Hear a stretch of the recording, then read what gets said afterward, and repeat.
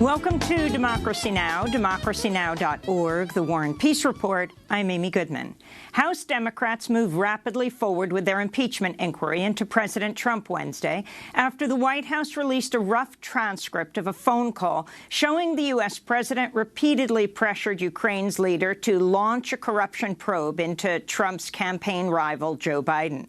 In the 5-page transcript dated July 25th, President Trump alludes to $400 million in military aid to Ukraine that he had ordered cut off just days prior to the phone call before telling Ukrainian President Volodymyr Zelensky, quote, "The United States has been very, very good to Ukraine. I wouldn't say that it's reciprocal necessarily," he unquote.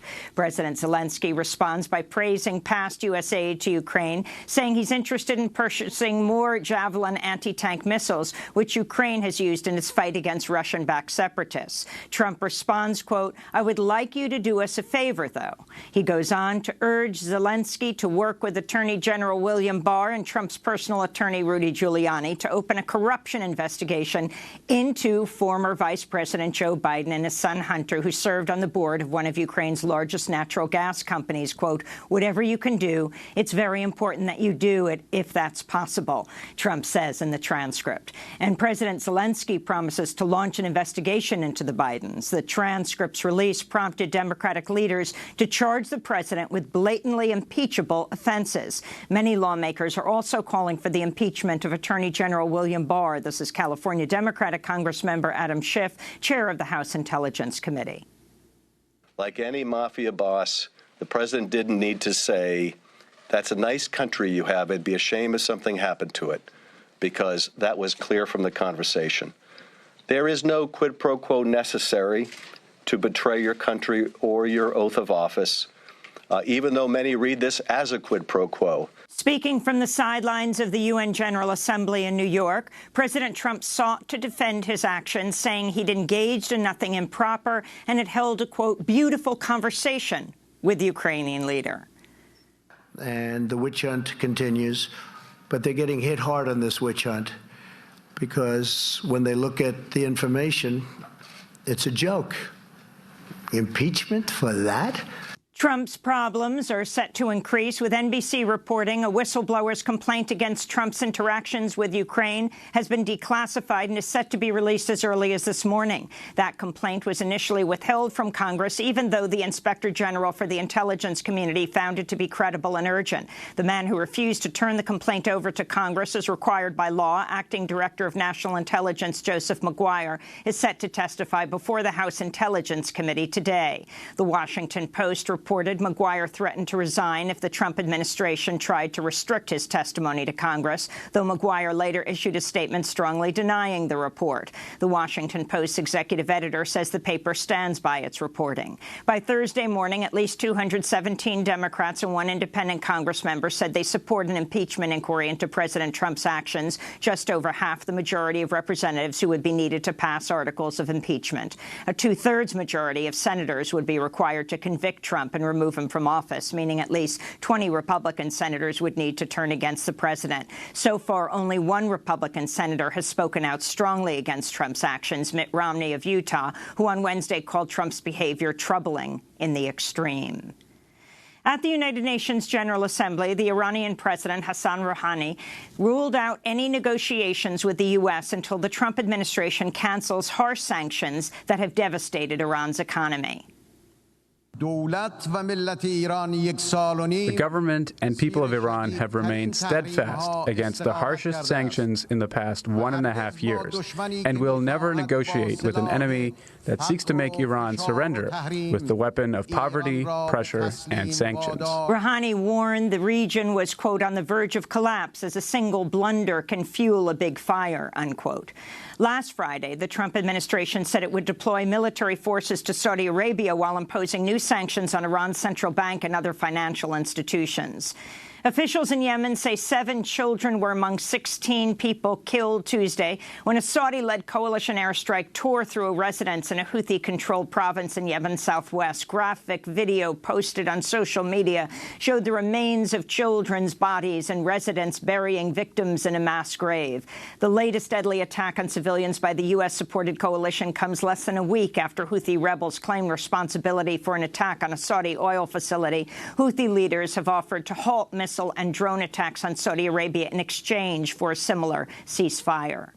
In Israel, President Reuven Rivlin has instructed far-right Prime Minister Benjamin Netanyahu to form a new government following last week's election that left him deadlocked with rival candidate Benny Gantz.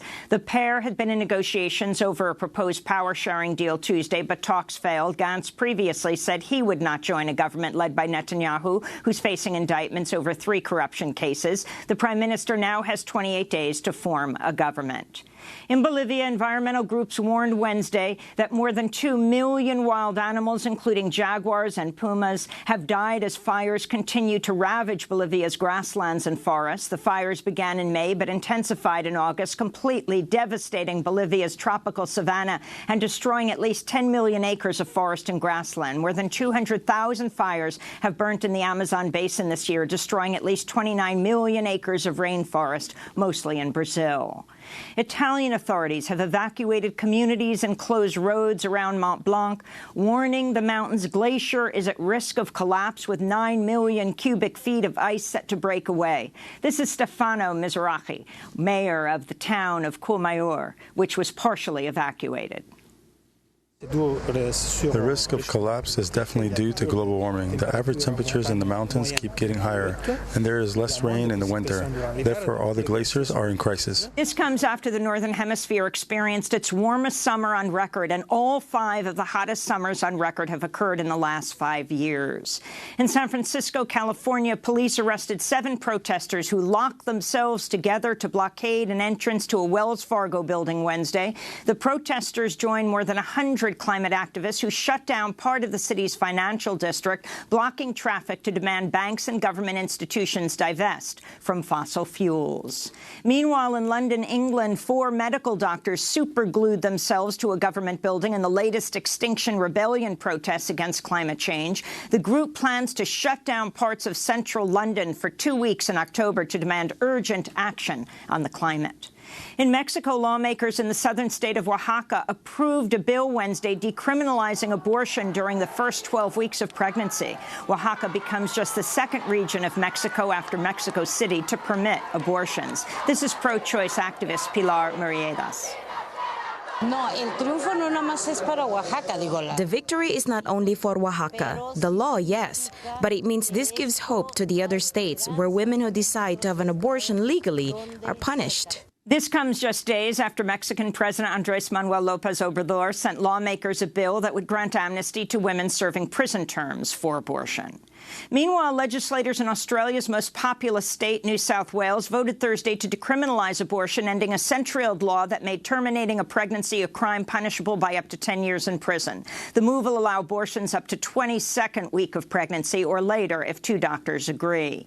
Honduras has signed an agreement with the United States that would force asylum seekers who cross through the Central American country to first seek refuge there rather than the United States. A similar agreement with the Trump administration was signed by the Guatemalan government in July and by the Salvadoran government last week. This is just the latest policy pushed by the Trump administration aimed at deterring migration from Central America and other regions. In Chicago, thousands of Park District employees have voted overwhelmingly to authorize a strike demanding higher wages, stable health care costs, and equal pay and benefits for part-time workers. Their strike authorization came as thousands of members of the Chicago Teachers Union are wrapping up a vote today on whether to authorize a work stoppage as early as October 7th. The teachers are demanding more staffing and lower class sizes, and more than 7,000 unionized school support staffers are also considering a strike. Several labor groups held a rally in Chicago this week with 2020 presidential candidate Bernie Sanders in attendance. And on Capitol Hill, freshman Congressmember Alexandria Ocasio-Cortez released a sweeping policy package Wednesday aimed at tackling poverty and inequality. The plan, titled A Just Society, would offer full social services to formerly incarcerated people and undocumented immigrants, cap annual rent increases, push government contractors to improve benefits, and update the way the government tracks poverty by taking into account geographic location and health care and child care access. This is Representative Ocasio-Cortez introducing the legislative plan. America today is at its wealthiest point than in its entire history. And in fact, many would argue that today the United States represents one of the richest societies in global history. Except among all these record profits, 40 million Americans are living in poverty, and 18.5 million Americans are living in extreme poverty, which is measured as less than $2 a day. That's why I'm so excited to introduce a suite of legislation, including 5 bills and 1 resolution that begins to chip away at our issues of economic injustice. And we're calling it A Just Society. And those are some of the headlines. This is Democracy Now!, democracynow.org, The War and Peace Report. I'm Amy Goodman.